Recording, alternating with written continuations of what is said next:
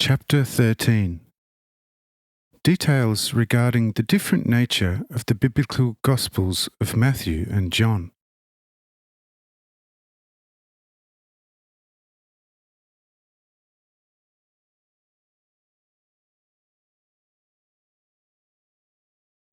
The scribe Matthew, who followed me at a certain distance in order to see what was going on, so that he could then record it, stepped up to me and asked whether he was to record these events.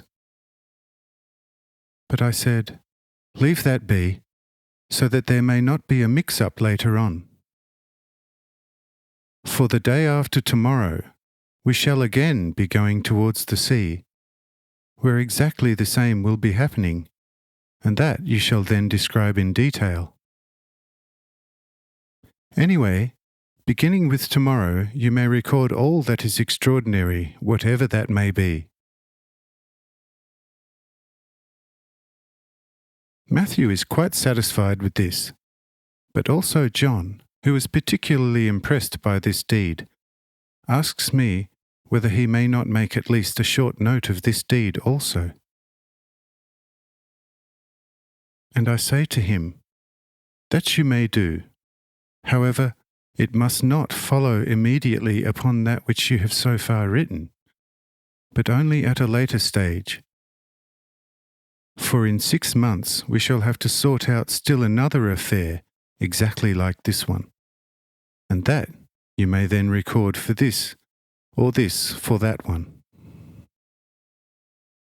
It is not really important whether one or the other sign, which is very similar to a previous one, is written down or not, for that could easily cause confusion for the later followers of my teaching, and such confusions could then give rise to all kinds of speculations and doubts. This would then do damage rather than promote the main issue, which is solely my teaching. As long as I and you, who can witness to the whole truth of the different signs, are living on this earth, any doubts can easily be prevented. But in later times, when, because of the freedom of man's will, only what was written shall bear witness to me, the scripture must be pure and well ordered, otherwise it would harm rather than be of any use." Says John, "Lord, you my love, what you have just said is no doubt absolutely true, but would it not because of that be of great benefit if I, exactly like Brother Matthew, recorded everything you do and teach? For if in later time men would compare my records with those of Matthew, and not find in mine what is recorded in Matthew's, would they not begin to speculate and doubt the authenticity of the whole gospel, and say, 'Has there not been one Jesus who taught the same, and no doubt did the same? Why did Matthew write this and John that?' Things that differ, and yet both are said to have been with him constantly."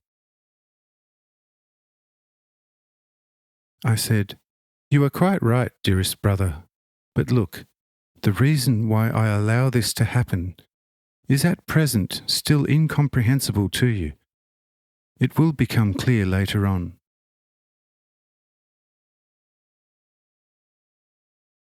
What Matthew writes is especially for the benefit of this earth, whereas what you write is aimed at all of eternal infinity. For in everything you write there is veiled the purely divine, working from eternity to eternity through all the already existent creations, and also through those that will in future eternities replace the now existing ones.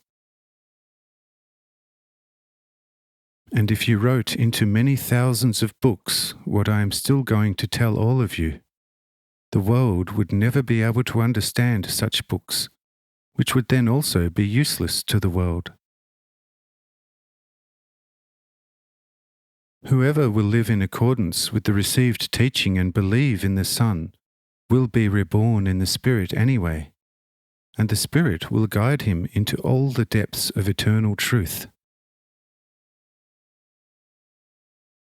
Now you know the reason why I do not let you write everything.